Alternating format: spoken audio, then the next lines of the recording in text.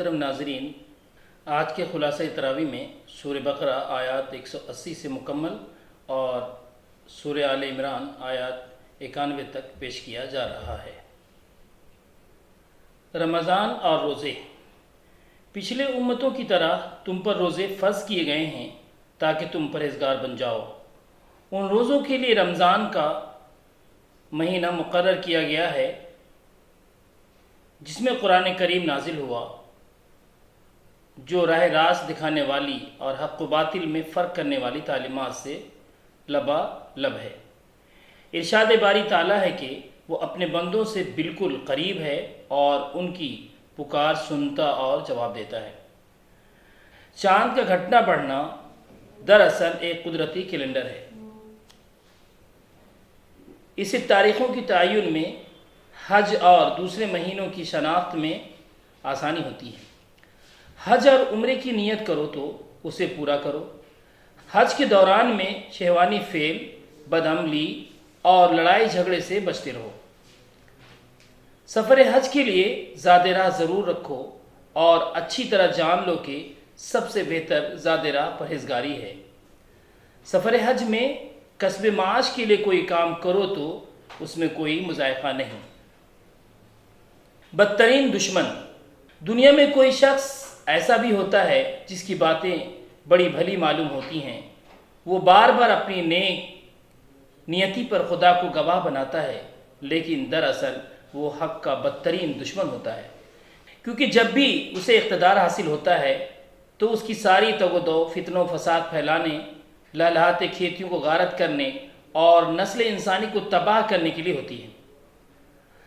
اگر اس کو اللہ کا خوف دلایا جائے تو وہ اسے اپنے وقار کا مسئلہ بنا کر گناہ پر اور مضبوطی سے جم جاتا ہے۔ ایسے شخص کا ٹھکانہ بس جہنم ہی ہے۔ جنت کا راستہ۔ دنیا میں اختلاف پیدا کرنے والے وہ لوگ ہوتے ہیں جن کو حق کا علم دیا گیا ہے۔ یہ لوگ آپس میں ایک دوسرے پر زیادتی کرنے کے لیے روشن ہدایات سے روگردانی کرتے ہیں۔ جنت میں کسی کو یوں ہی داخلہ نہیں ملتا، اس کا راستہ سختیوں، مصیبتوں اور بلاؤں سے بٹا ہوا ہے۔ شراب اور جوئے میں بڑی خرابی ہے، گرچہ ان میں فائدے بھی ہیں، لیکن ان کا گناہ ان کے فائدوں کے مقابلے میں بہت زیادہ ہے۔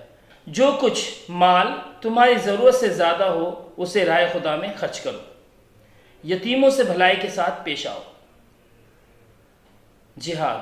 اللہ کی راہ میں اپنے حریف مقابل سے ڈٹ کر لڑو، مگر ظلم و زیادتی نہ کرو۔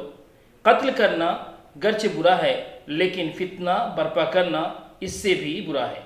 اے ایمان والو، تم اپنی زندگی کو اسلام کے سانچے میں ڈھال لو۔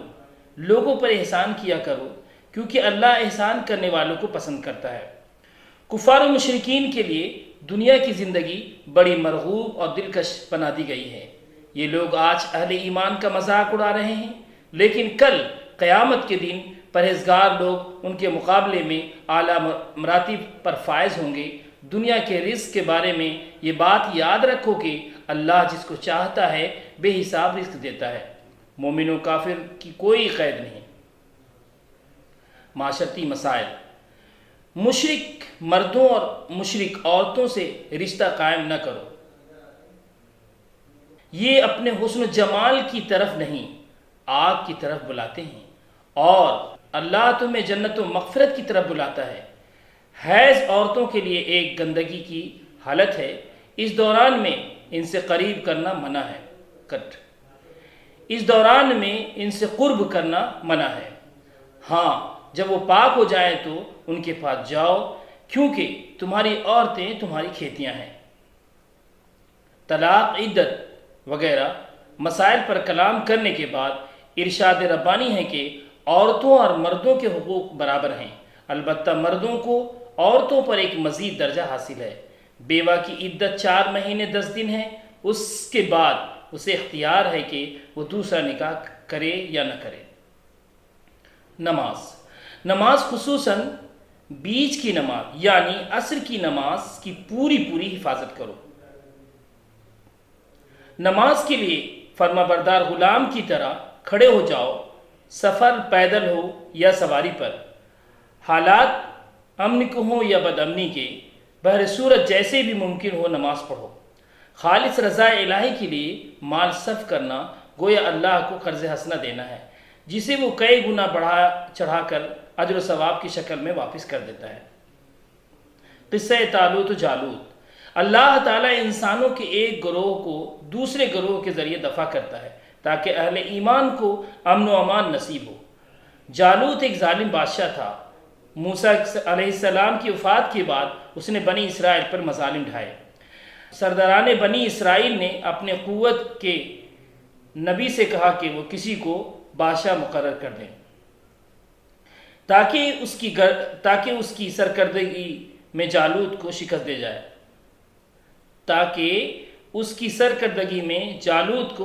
دی جائے۔ پھر جب اللہ نے ان کے لیے طالوت کو بادشاہ بنا لیا تو سرداروں نے اعتراض کیا کہ بادشاہ بننے کے لائق ہم سرداروں میں سے کوئی ایک ہو سکتا تھا، یہ طالوت کس طرف سے آ گیا؟ یہ تو کوئی صاحب ثروت اور صاحب وقار آدمی بھی نہیں ہے۔ اللہ کے نبی نے کہا کہ اللہ کو اختیار ہے کہ اپنا ملک جسے چاہے عطا کرے۔ انہوں نے کہا کہ طالوت کی بادشاہت کی نشانی ہوگی اس کے دور میں وہ صندوق بنی اسرائیل کو واپس مل جائے گا جس میں ان کے سکون قلب کا سامان ہوگا اور موسیٰ اور آل ہارون کے چھوڑے ہوئے تبرکات ہوں گے۔ تابوت سکینہ۔ بنی اسرائیل اسے عہد کا صندوق کہتے ہیں۔ اس پر سونے کی نقش نگاری کی گئی تھی۔ اس کا ڈھکن سونے کا بنا ہوا تھا۔ یہ 5 فٹ لمبا، 3 فٹ چوڑا اور 3 فٹ اونچا تھا۔ ایک لڑائی کے موقع پر یہ بنی اسرائیل سے چھین گیا تھا، لیکن جن مشرکین نے اسے چھینا تھا ان کے لیے بڑا پریشان کن ثابت ہوا۔ اسے جن بستیوں اور شہروں میں لے جاتے وہاں مختلف قسم کے وبائیں پھوٹ پڑتی۔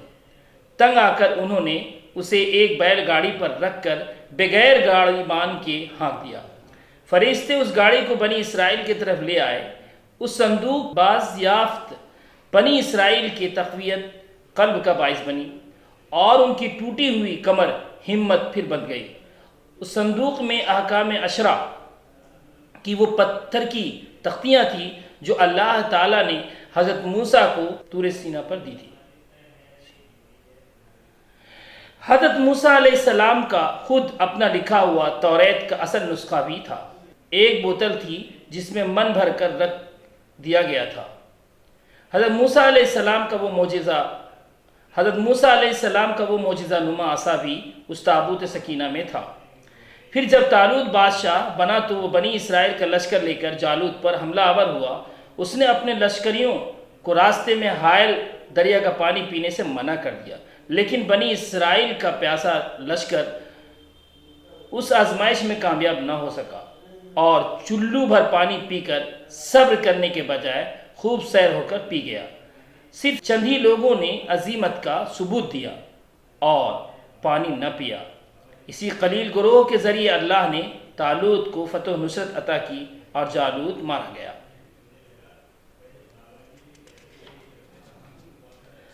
اللہ تعالیٰ نے اپنے رسولوں کو ایک دوسرے سے بڑھ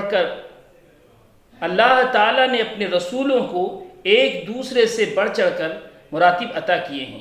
وہ چاہتا تو رسولوں کے پیروں آپس میں اختلاف نہ کرتے، لیکن اس کی مشیت یہ نہیں ہوتی کہ وہ لوگوں کے بے جبرن اختلافات سے روکے رکھے۔ آیت الکرسی۔ اللہ جو ہمیشہ زندہ رہنے والا ہے، وہ ساری کائنات کو تھامے ہوئے ہے۔ وہ اکیلا ہے، اسے نیند نہیں آتی اور نہ ہی اسے اونگ لگتی ہے۔ کسی میں یہ تاب مجال نہیں کہ اس کی اجازت کے بغیر اس کی جناب میں کسی کی سفارش کر سکے۔ ایسے جلیل القدر پروردگار پر ایمان لانا گویا ایک مضبوط سہارے کو تھام لینا ہے۔ وہ اہل ایمان کو تاریکیوں سے نکال کر روشنی میں لے آتا ہے۔ اس کے برخلاف اہل کفر کے مددگار سرکش اور باغی ہوتے ہیں جو انہیں روشنی سے تاریکیوں میں گھسیٹ لے جاتے ہیں۔ مر کر جی اٹھنا۔ ایسے شخص غالباً اپنے وقت کا کوئی نبی اپنی موت کے 100 سال بعد جی اٹھتا ہے، پھر اس کی آنکھوں کے سامنے اس کے مرے ہوئے گدھے کا بوسیدہ ڈھانچہ زندہ بن جاتا ہے۔ سارے انسانوں کا مر کر جی اٹھنا بھی ایسا ہی ہوتا ہے۔ خلیل اللہ۔ حضرت ابراہیم علیہ السلام کی مسلسل دعوت و توحید پر نمرود کی رگ جاہلیت بھڑک اٹھی۔ اسے اپنے تخت و تاج اور وسیع اختیارات پر بڑا ناز تھا۔ اس نے کہا، کون ہے تمہارا وہ اکیلا خدا؟ خلیل اللہ نے جواب دیا، وہی ہے جو ہر عالم کا پروردگار ہے اور جس کے قبضے تصرف میں تمام مخلوقات کی موت و حیات ہے۔ نمرود نے کہا، واہ، یہ بھی کوئی کمال کی بات ہے، مارنے جلانے کی قدرت تو مجھے بھی حاصل ہے۔ ابراہیم علیہ السلام نے اس مغرورانہ شخص کے جواب میں فرمایا، یہ سورج برسہ برس سے مشرق سے طلوع ہو رہا ہے، اسے مغرب سے نکال کر بتا دو۔ اس عالمگیری سچائی نے اس کی دانت کھٹے کر دیے۔ اب اسے مزید کوئی جواب بن نہ پڑا اور وہ دم بخود ہو کر رہ گیا۔ اور ایک مرتبہ اللہ تعالیٰ نے حضرت ابراہیم علیہ السلام سے فرمایا کہ اگر تم مر کر جی اٹھنے کی حقیقت جاننا چاہتے ہو اور ساتھ ہی اس کے بارے میں اطمینان قلبی، تو 4 سدھائے ہوئے مختلف پرندوں کے ٹکڑوں کو الگ الگ پہاڑوں پہ بکھیر دو، پھر ان کو پکارو تو یہ سارے بے جان ٹکڑے مان پرندوں میں تبدیل ہو کر اڑتے ہوئے تمہارے پاس آ جائیں۔ راہ خدا میں خرچ، اللہ کی راہ میں اپنی آمدنی کا بہترین حصہ صرف کرو۔ شیطان ہمیشہ خوف دلاتا ہے کہ اس راہ میں اپنی کمائی خرچ کرو گے تو قلاش ہو جاؤ گے۔ صدقات اور خیرات اعلانیہ یا پوشیدہ دونوں طرح دے سکتے ہو، لیکن چھپا کر دینا بہت سی برائیوں کو مٹا دیتا ہے۔ مالی امداد کی مستحق خاص طور پر وہ لوگ ہیں جو اللہ کے کام میں لگے رہنے کی وجہ سے کسب معاش کے لیے وقت نہیں نکال پاتے۔ جس طرح ایک تخم بویا جاتا ہے تو اسے 7 بالیاں نکلتی ہیں اور ہر بال میں 100 دانے لگتے ہیں، اسی طرح خالص خدا کے لیے خرچ کیے ہوئے مال کا اجر بھی کئی گنا بڑھتا ہے۔ سوجھ بوجھ اور حکمت بہت بڑی دولت ہے۔ صدقہ دے کر احسان نہ کرنا، شیریں بیانی اور ناگوار باتوں پر چشم پوشی اسی خیرات سے بہتر ہے جس کے پیچھے اظہار ثانی ہو۔ سود کی حرمت، تجارت حلال ہے اور سود حرام۔ سود خور گویا ایک آسیب زدہ شخص ہے، اس کا ٹھکانہ جہنم ہے۔ قرض حسنہ لیتے ہوئے دستاویز لکھ لیا کرو۔ ہاں، تجارتی لین دین کے وقت دستاویز کو نظر انداز کیا جائے تو کوئی حرج نہیں۔ گواہ کو شہادت نہیں چھپانی چاہیے۔ بندہ مومن کی دعا، اللہ کی عظمتوں کی بڑائی کی تذکیر اور ایمان و اسلام کے بنیادی عقائد کی تلقین کے ساتھ قرآن مجید کی یہ طویل سورت سورہ بقرہ اختتام کو پہنچتی ہے تو بندہ مومن کی زبان یوں زمزمہ پرواز ہوتی ہیں، پروردگار ہم پر ہماری قوت سے زیادہ بوجھ نہ ڈال، ہم پر نرمی اور رحم فرما، ہماری خطاؤں کو بخش دے، تو ہی ہمارا آقا ہے اور کافروں کے مقابلے میں ہماری مدد فرما۔ سورہ آل عمران، عمران کا گھرانہ۔ محکمات متشابہات، خدائے واحد کی طرف سے نازل کردہ حق و باطل میں امتیاز پیدا کرنے والی یہ کتاب مقدس 2 طرح کی آیتوں پر مشتمل ہے۔ محکمات یعنی مضبوط اور بنیادی آیات جو زندگی کے ہر شعبے میں رہنمائی کرتی ہے۔ متشابہات یعنی عالم غیب سے متعلقہ آیات جیسے جنت، دوزخ، فرشتے، کن فیکون وغیرہ۔ ان کا صحیح مفہوم اور مطلب اللہ کے سوا کسی کو نہیں معلوم ہے، مگر جن لوگوں کے دلوں میں کجی ہوتی ہے وہ فتنہ انگیز کے لیے متشابہات کے پیچھے پڑ جاتے ہیں اور ان کو معنی پہنانے کے سعی نامشکور کرتے ہیں۔ اس کے برعکس جو لوگ علم میں کافی دستگاہ رکھتے ہیں وہ غیر ضروری جستجو کے بغیر ان پر ایمان لاتے ہیں، کیونکہ دونوں طرح کے آیات اللہ ہی کے نازل کردہ ہیں۔ جو لوگ اللہ کی ان آیات مقدسہ کو جھٹلاتے ہیں ان کو دوزخ کا ایندھن بننا ہے، وہاں نہ مال ہی کام آئے گا اور نہ اولاد ہی کام آئے گا۔ کافروں کو آگاہ کیا جاتا ہے کہ غزوہ بدر کا انجام یاد رکھو، اب تمہارے گنتی کے دن ہی رہ گئے ہیں، اپنی فتح و نصرت اللہ جسے چاہتا ہے سرفراز کرتا ہے۔ من بھاتی چیزیں، عورتیں، اولاد، مال و زر، منتخب قسم کی سواریاں، مویشی اور زرعی زمینات آدمی کے نفس کو بے حد لبھاتی ہے، لیکن یہ سب کچھ چند روزہ ہیں، بہترین مقام تو پروردگار کے پاس ہی ہے۔ باغوں، نہروں اور پاکیزہ بیویوں والی زرنگار جنت اللہ سے ڈرنے والوں کے لیے تیار ہے۔ وہ اللہ کی رضا جیسی عظیم نعمت سے سرفراز ہوں گے۔ دنیا میں یہ بڑے بڑے صابر و شاکر تھے، راست بازی اور پرہیزگاری جن کا شیوا تھا، فیاضی جن کی فطرت میں کوٹ کوٹ کر بھری ہوئی تھی، اور دعائے نیم شبی جن کا محبوب مشغلہ تھا۔ زمزمہ توحید، اس زبردست حکیم متعلق کے سوا کوئی اور معبود نہیں ہے۔ اللہ خود اس کی گواہی دیتا ہے، فرشتے اور صاحبان علم و دانش بھی یہی گواہی دیتے ہیں۔ سنو، دین صرف اسلام ہے۔ اس ایک طریقے دین سے ہٹ کر جتنی بھی طریقے ہیں وہ سب غلط اور جہنم کی راہ پر جانے والے ہیں۔ اللہ جسے چاہتا ہے حکومت و اقتدار عطا کرتا ہے، اور جسے چاہے چھین لیتا ہے۔ عزت بھی وہی دیتا ہے اور ذلت بھی وہی، اور وہی بھلائی کا سرچشمہ ہے۔ اللہ سے محبت رکھنے والوں کو چاہیے کہ محمد صلی اللہ علیہ وسلم کی پیروی کرے۔ سب سے اچھی لڑکی، عمران کی بیوی نے اپنے زمانے حمل میں ہونے والے بیٹے کو اللہ کے لیے وقف کر دینے کی نظر مانی، لیکن جب بیٹے کے بجائے بیٹی تولد ہوئی تو عمران کی بیوی تذبذب کا شکار ہو گئی، مگر اللہ نے اسی لڑکی کو قبول کر لیا۔ یہی لڑکی مریم تھی، تاریخ انسانیت کی سب سے اچھی لڑکی، برگزیدہ اور طاہرہ۔ زکریا علیہ السلام کے نام ان کی سرپرستی کا قرۂ فال نکلا۔ اس خانقاہی لڑکی کے ہاں کھانے پینے کا سارا سامان اللہ کے پاس سے آتا تھا۔ حضرت زکریا علیہ السلام اس اعجاز خداوندی پر حیرت زدہ ہو گئے، اور انہوں نے پروردگار کو پکارا کہ مجھے نیک اولاد کی آرزو ہے، عطا فرما۔ اللہ سبحانہ و تعالیٰ نے انہیں خوشخبری دی کہ ان کے بڑھاپے اور ان کی اہلیہ کے بانجھ پن کے باوجود وہ انہیں ایک فرزند ارجمند عطا کرے گا، جس کا نام یحییٰ ہوگا، جو ایک سردار اور بزرگ نبی بن کر اٹھے گا۔ سب سے انوکھا لڑکا پھر عالمی انسانیت کا سب سے انوکھا پذیر ہوتا ہے۔ کنواری مریم کے ہاں خالق کبریاء کے حکم کن پر عیسیٰ مسیح پیدا ہوتے ہیں۔ بڑا عجیب وقت آن پڑا تھا بی بی مریم پر، لیکن فرشتوں نے ان کے خوف و اضطراب کو دور کرتے ہوئے دلاسا دیا اور کہا یہ کوئی معمولی بچہ نہیں ہے، بلکہ مستقبل کا ایک عظیم پیغمبر ہے۔ جب وہ نبی بنے تھے تو اللہ نے ان کو کئی معجزے عطا کیے۔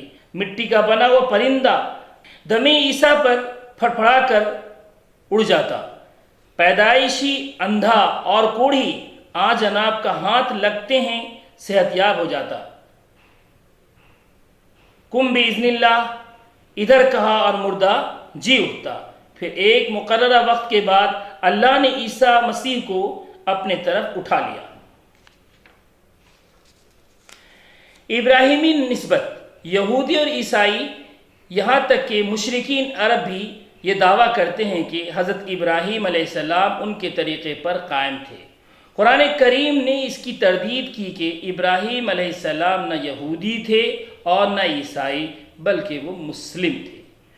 تمہیں ایسے معاملات میں بحث نہیں کرنی چاہیے جس کا تمہیں علم نہ ہو۔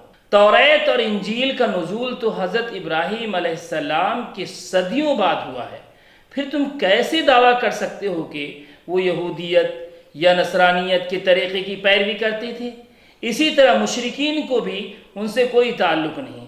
حضرت ابراہیم علیہ السلام سے نسبت رکھنے کا حق سب سے زیادہ ان لوگوں کو پہنچتا ہے جنہوں نے ان کی پیروی کی ہو، اور اب نبی صلی اللہ علیہ وسلم اور ان کے پیروں کو ابراہیم علیہ السلام سے نسبت کا زیادہ حق پہنچتا ہے۔ بشارت نبی صلی اللہ علیہ وسلم، اللہ کے یہاں بڑی وسعت ہے، اپنے فضل و شرف سے، اپنی رحمت سے وہ جس کو چاہتا ہے نوازتا ہے۔ خدا کے آخری نبی محمد صلی اللہ علیہ وسلم کی بشارت ہر پچھلے پیغمبر نے دی تھی۔ اللہ تعالیٰ نے ہر پیغمبر سے اس کا امر کا عہد لیا تھا کہ ہماری طرف سے جو نبی تمہارے پاس اسی تعلیم کی تصدیق کرتا ہوا آئے جو تمہارے پاس پہلے سے موجود ہے تو تم کو اس پر ایمان لانا ہوگا اور اس کی مدد کرنی ہوگی۔ حضور صلی اللہ علیہ وسلم سے پہلے ہر نبی سے یہی عہد لیا جاتا رہا۔ اسی بنا پر ہر نبی نے اپنی امت کو نبی صلی اللہ علیہ وسلم کے مبعوث ہونے کی بشارت دی۔ لیکن حضور صلی اللہ علیہ وسلم سے ایسا کوئی عہد نہیں لیا گیا۔ اس سے یہ معلوم ہوتا ہے کہ آپ صلی اللہ علیہ وسلم کے بعد کوئی اور نبی آنے والا نہیں ہے۔ اگر کوئی نبی ہونے کا دعویٰ کرے تو وہ جھوٹا اور کذاب سمجھا جائے گا۔ اس لیے اب اسلام کے سوا کوئی دوسرا طریقہ قابل قبول نہیں ہے۔ جو انکار کرے گا آخرت میں اسے نامراد اور ناکامی کا منہ دیکھنا پڑے گا۔ سزائے آخرت سے بچنے کے لیے اگر روئے زمین کا سارا سونا بھی فدیہ میں دیا جائے تو اسے رد کر دیا جائے گا۔ البتہ جو لوگ توبہ کریں اور اپنے طرز عمل کی اصلاح کریں تو اللہ بڑا مہربان اور بڑا بخشنے والا ہے۔ وآخر دعوانا الحمدللہ رب العالمین۔